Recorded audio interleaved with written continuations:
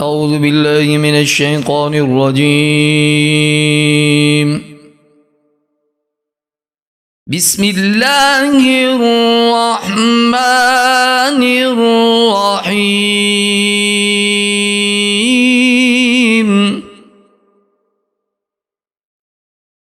يسألونك عن الأنفال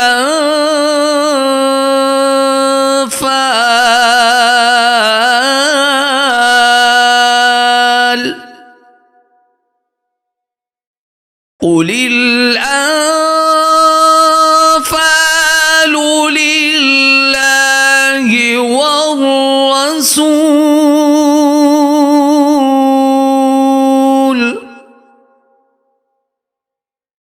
فاتقوا الله وأصلحوا ذات بينكم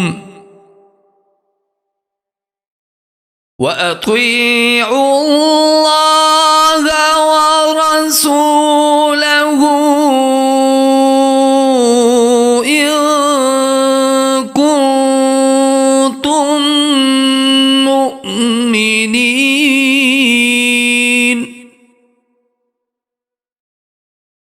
إنما المؤمنون الذين إذا ذكر الله وجلت قلوبهم وإذا تليت عليهم آياته زادتهم إيمانا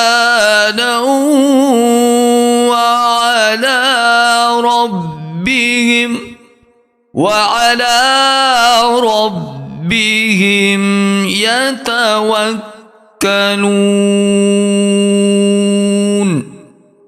الذين يقيمون الصلاة ومما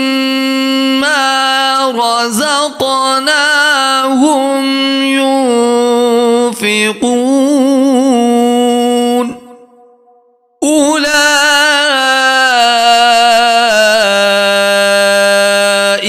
هم المؤمنون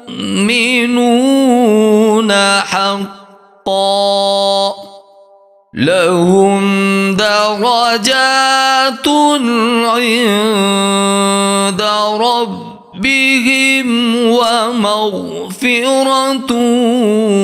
ورزق كريم. صدق الله العظيم.